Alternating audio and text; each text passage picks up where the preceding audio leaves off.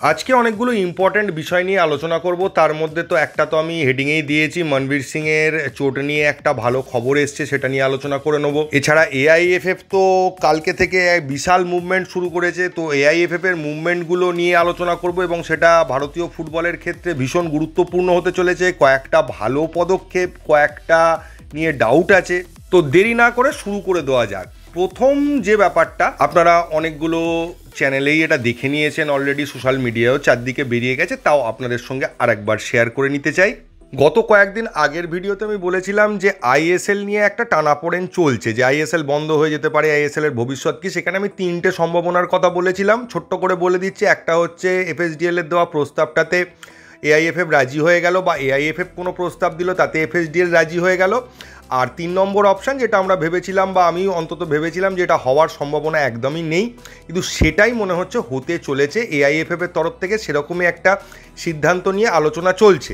তবে বলে রাখা ভালো, এখনও পর্যন্ত কোনো সিদ্ধান্ত হয়নি, এখনও আলোচনার পর্যাতেই রয়েছে। তো এরকম একটা পর্যায়ে আলোচনা এআইএফএফ করছে যে 16টা টিম নিয়ে তারা আইএসএলটা চালাবে, আইএসএলের জায়গায় অন্য কিছু নাম হতে পারে, এবং তারা কোনো কর্পোরেট পার্টনারশিপে যাবে না, নিজেদের কাছেই পুরো মালিকানাটা বা অধিকারটা রাখবে এই টুর্নামেন্টটা কন্ট্রোল করার। এবং তাদের ভাবনা চিন্তা অনুযায়ী তারা প্রত্যেকটা টিমের থেকে 4 কোটি টাকা করে একটা পার্টিসিপেশন ফি নেবে।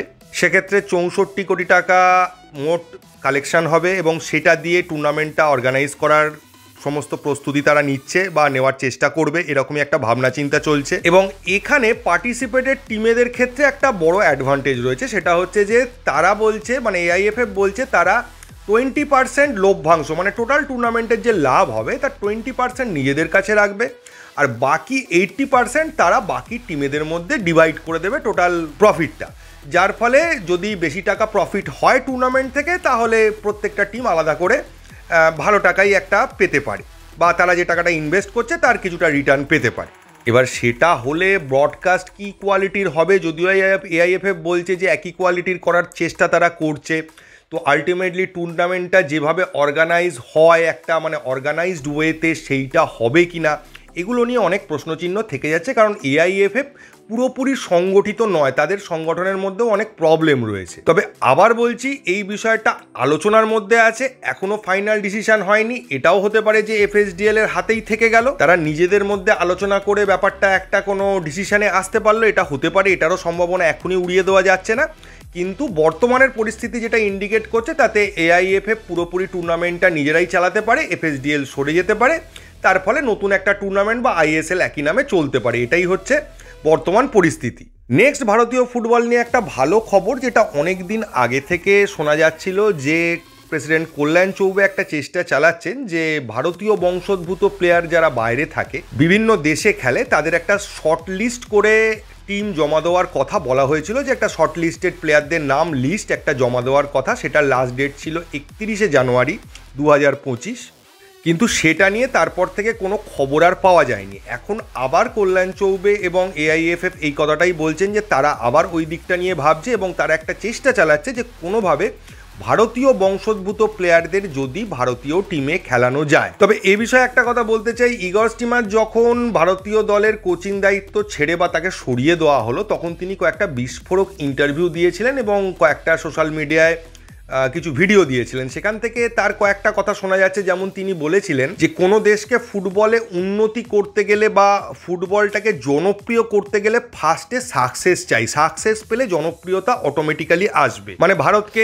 এশিয়া কাপ কোয়ালিফাই করে একটা ভালো জায়গায় এশিয়া কাপ শেষ করলো, বা ওয়ার্ল্ড কাপে কোয়ালিফাই করলো মানে এশিয়া থেকে, এরকম কিছু হলে কিন্তু ভারতীয় জনগণ অটোমেটিক্যালি ফুটবলের দিকে ইন্টারেস্ট দেখাবে।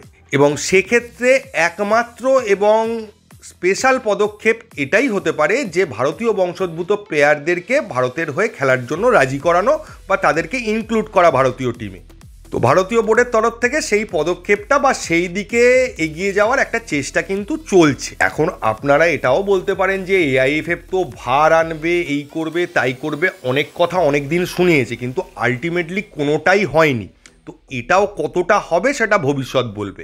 আর ফাইনাল হচ্ছে মনবীরের চোট। মনবীরের চোট নিয়ে ভালো খবর পাওয়া যাচ্ছে। মনবীরের এমআরআই এর রিপোর্ট এসছে, স্ক্যান বা এমআরআই এর রিপোর্ট, যেটা হয়েছিল সেটা চলে এসছে, এবং সেটা দেখে একটা আশার আলো জাগছে যে সেমিফাইনালে মনবীর হয়তো খেলতে পারে। যদিও বিষয়টা চোটটা কতটা গুরুতর থেকেও ডিপেন্ড করে যে প্লেয়ার কতটা চোটটা কাটিয়ে উঠতে পারলো, যে এই নির্দিষ্ট সময়ের মধ্যে তার কি কন্ডিশন থাকছে, এই সব কিছুর ওপরই ডিপেন্ড করছে মনবীরের খেলা এবং না খেলাটা। তবে এটাই ভালো খবর যে মেডিকেল রিপোর্ট যেটা আসছে তাতে খারাপ কিছু নেই, এবং মনবীর চাইলে খেলতে পারে যদি সে চোট যেটা রয়েছে সামান্য সেটা যদি রিকভার করতে পারে। তো এই ছিল আজকের টোটাল খবর এই ভিডিওতে, এইটুকুই। যদি ভিডিওটা ভালো লাগে তবেই চ্যানেলটাকে সাবস্ক্রাইব করবেন, নয়তো নয়। থ্যাংক ইউ, ধন্যবাদ এবং জয় মোহনবাগান।